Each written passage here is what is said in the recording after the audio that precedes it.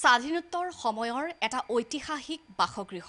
যেটো বাসগৃহ আজি আমি আপোনালোকক চিনাকি কৰাই দিবলৈ ওলাইছো সেই বাসগৃহটোত মহাত্মা গান্ধী ৰাজেন্দ্ৰ প্ৰসাদৰ পৰা আৰম্ভ কৰি সুভাষ চন্দ্ৰ বসুলৈকে যাৰ পদধূলা পৰিছিল কিন্তু সময়ৰ হুটত এতিয়া গুৱাহাটী মহানগৰীৰ অট্টালিকাৰ মাজত কৰবাত যেন হেৰাই গৈছে এই ঐতিহাসিক বাসগৃহটি নীৰৱে স্বাধীনতাৰ নিশান উৰুৱাইছে এটা ঐতিহাসিক বাসগৃহই যি সময়ত ৭৫ সংখ্যক স্বাধীনতা দিৱসৰ বাবে সলনি হৈছে দেশৰ লগতে গুৱাহাটীৰ ছবি সেই সময়তো কিন্তু চকুত পৰা নাই স্বাধীনতাৰ বহু ইতিহাস বহনকাৰী এই বাসগৃহটি এইটো স্বাধীনতা সংগ্ৰামী নবীন চন্দ্ৰ বৰদলৈৰ বাসগৃহ কিন্তু স্বাধীনতাৰ এই সোণোৱালী ক্ষণত নিতাল নিস্তব্ধ নবীন চন্দ্ৰ বৰদলৈৰ বাসগৃহ চৰকাৰৰ ঘৰৰ পৰাও অৱহেলিত বৰদলৈৰ বাসগৃহ যাৰ সংগ্ৰাম ত্যাগৰ বাবে অসমত সম্ভৱ হৈছিল স্বাধীনতা প্ৰাপ্তিৰ কঠোৰ সংগ্ৰাম তেনে সংগ্ৰামীক পাহৰিছে চৰকাৰ তথা প্ৰশাসনে চৰকাৰে পাহৰিলেও এই ঐতিহাসিক বাসগৃহটোৱে এতিয়াও সজীৱ কৰি ৰাখিছে স্বাধীনতাৰ সুবাদ মহাত্মা গান্ধী সুভাষ চন্দ্ৰ বসু ৰাজেন্দ্ৰ প্ৰসাদৰ পদধূলা পৰিছিল বৰদলৈৰ এই বাসগৃহত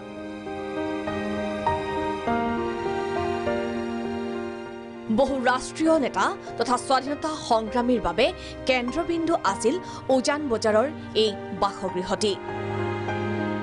বৰ্তমান জৰাজীৰ্ণ অৱস্থাত থকা এই কোঠাটোতে নিশা কটাইছিল মহাত্মা গান্ধীয়ে বৰদলৈৰ পত্নীয়ে মহাত্মা গান্ধীক উপহাৰ দিছিল পাটৰ বস্ত্ৰ সুভাষ চন্দ্ৰ বসুৰ বাবে নবীন চন্দ্ৰ বৰদলৈ আছিল শ্ৰদ্ধাৰ দাদা বৰদলৈৰ মৃত্যুত প্ৰতিশ্ৰবিত সেৱা জনাই উচুপিছিল বসুৱে নবীন বৰদলৈ আছিলে এই ঘৰটোত ভাৰতৰ বহুত গণ্যমান্য ব্যক্তিৰ আগমন হৈছিলে বল্লভভাই পেটেল ৰাজেন্দ্ৰ প্ৰসাদ সুভাষ বসু আহিছিলে এবাৰ তেখেত ঢুকোৱাৰ পিছত সুভাষ বসু আহি সেই সময়ত কৰোঁ সুভাষ বসুক গুৱাহাটীত বামলৈ যাবলৈ গুৱাহাটীত কেইদিনমান আছিলে তেওঁ যেতিয়া গম পালে যে নবীন বৰদলৈ ঢুকাল তেওঁ আহি পেলাই কয় ফটোখনৰ আগত তেওঁ মানে সাষ্টাংগে প্ৰণাম কৰি বোলে এনেকৈ কৈছিলে বোলে আমি এসএসসিত ছিলাম দাদা তুমি চলে গেল আনপিনে স্বাধীনতাৰ পূৰ্বে বহু সংগ্ৰাম আৰু ৰণনীতিৰ সাক্ষী আছিল এই ঘৰটোৰ চাৰিবেৰ কাৰণ বৰদলৈ ঘৰৰ চৰা ঘৰতে আছিল অসমৰ প্ৰথম কংগ্ৰেছ কাৰ্যালয় বৰদলৈৰ সুদক্ষ নেতৃত্বতে অসমত প্ৰবল হৈ উঠিছিল স্বাধীনতাৰ স্বপ্ন সময় বাগৰিল বহু কথা ইতিহাসৰ পৃষ্ঠাত বিলীন হল পৰিয়াল কেন্দ্ৰিক সমস্যা আৰু চৰকাৰৰ সদিচ্ছাৰ অভাৱত সময়ৰ গহ্বৰত হেৰাই যোৱাৰ উপক্ৰম ঐতিহাসিক সম্পদ নবীন চন্দ্ৰ বৰদলৈৰ নাতি ডাক্তৰ প্ৰবীণ কুমাৰ বৰদলৈৰ প্ৰচেষ্টাত উজান বজাৰৰ এটা কোণত এতিয়াও নীৰৱে স্বাধীনতাৰ নিশান উৰুৱাইছে এই ঘৰটোৱে বৰ্তমান ব্যক্তিগত ছাত্ৰবাস নবীন চন্দ্ৰ বৰদলৈৰ বাসগৃহ ৰিপেয়াৰিং কৰি চলি আছো কিন্তু কিমান দিন পাৰোঁ নাজানো আৰু কোনো সহায় এতিয়ালৈকে কোনো ৰেছপন্স পোৱা নাই মই ভাবিছোঁ পিছত মোৰতো বয়স এটা হৈছে গতিকে পিছত হয়তো মই ঘৰটো এনেকৈ বেছি দিন ৰাখিব নোৱাৰিম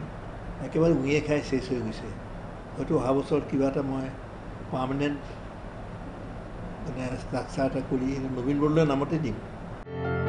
যাৰ সংগ্ৰাম আৰু নিস্বাৰ্থ দেশপ্ৰেমৰ বাবে সম্ভৱ হল স্বাধীনতা তেনে এগৰাকী নিষ্ঠাবান দেশপ্ৰেমিক আছিল নবীন চন্দ্ৰ বৰদলৈ কিন্তু যি সময়ত ৭৫ বছৰীয়া স্বাধীনতা উদযাপনত ব্যস্ত ৰাজ্য চৰকাৰ সেই সময়ত এনে এগৰাকী মহান নেতাক পাহৰি যোৱাটো কেতিয়াও গ্ৰহণযোগ্য নহয় মই ভাবোঁ যে এই পৰিয়ালটোক লৈ চৰকাৰে এটা গৱেষণা কৰিব লাগে কাৰণ যিটো জিন তেখেতসকলৰ মাজত আছে এই জিনে নিশ্চয় অসমৰ ৰাজনৈতিক সামাজিক আৰু অন্যান্য ক্ষেত্ৰত সমগ্ৰ অসমবাসীক এটা নতুন প্ৰক্ৰিয়া দিব পাৰিব বুলি মই আশা ৰাখিছোঁ ভিডিঅ' জাৰ্নেলিষ্ট ৰাজু ৰাজখোৱাৰ সৈতে মানসৰ সহযোগত প্ৰস্তুতি গগৈৰ ৰিপৰ্ট প্ৰাগ নিউজ।